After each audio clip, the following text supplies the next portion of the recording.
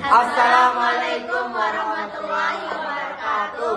Kami dari kelompok 1 akan mendiskusikan demokrasi liberal dan demokrasi terpimpin. Sebelum itu, perkenalkan saya Heri Nurmadi. Saya Bayi Febi Fatma Rizky. Saya Nini Noviana Ramawati. Saya Angan Aisyah. Saya Kuku Aura Novaldi. Dan saya Siti Nurahmadina. Halo. Tadi kan kita belajar sejarah.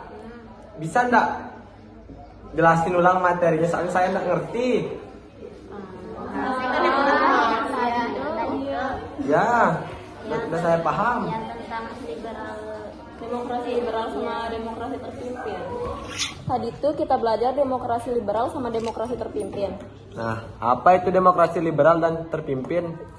Setauku tadi demokrasi liberal itu demokrasi yang lebih bersifat lebih mengedepankan kebebasan individu, hak asasi manusia, sama kekuasaan yang dibagi antara kekuasaan eksekutif, legislatif, sama yudikatif. Intinya demokrasi liberal itu kayak kebebasan untuk berpendapat, pemilu itu lebih adil, sama hukum itu lebih tinggi dari segalanya gitu. Nah, kalau demokrasi terpimpin itu beda lagi.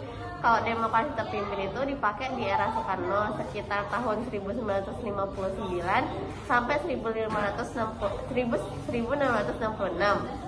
Nah, semua kekuasaan itu dipegang sama presiden, kayak DPR sama partai politik lainnya itu terbatas banget perannya. Berarti semua apa-apanya itu presiden yang ngatur. Iya, bener. Ya, intinya pokoknya kalau demokrasi liberal itu lebih bebas.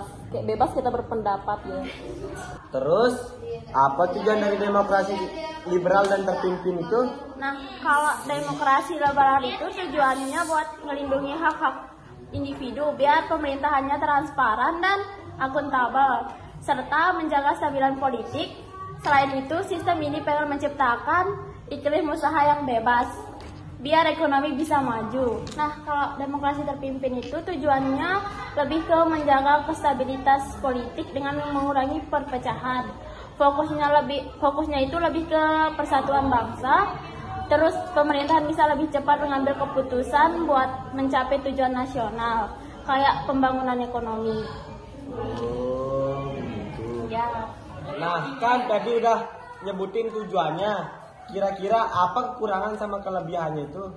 Nah, kalau kelebihannya itu, kalau di demokrasi liberal itu, dia kebebasan individunya itu yang penting banget, sama pemerintah harus dia bertanggung jawab. Soalnya ada pemilu. Di situ juga ada sistem checks and balance yang dibuat tidak ada yang bisa buat megang semena-mena kekuasaan.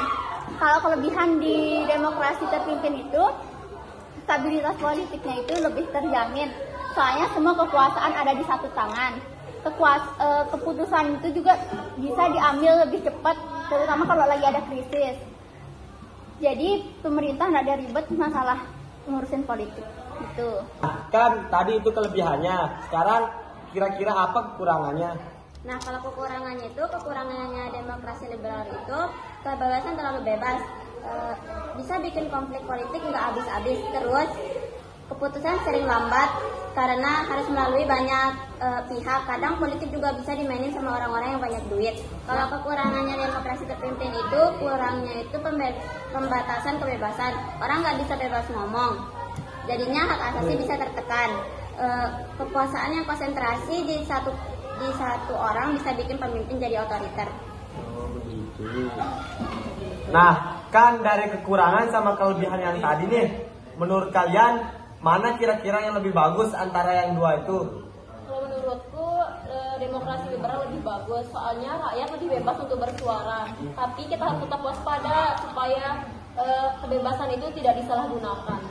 Setuju sih, tapi elemen stabilitas dari demokrasi terpimpin juga bagus-bagus. Mungkin kita bisa ambil poin yang bagus-bagus aja nih dari keduanya. Oh, jadi begitu. Nah, sekarang kita tinggal mikirin gimana cara kita nerapin yang terbaik buat negara kita. Makasih ya semuanya. Ya, sama-sama. Sekian dari kelompok kami. Wassalamualaikum warahmatullahi wabarakatuh.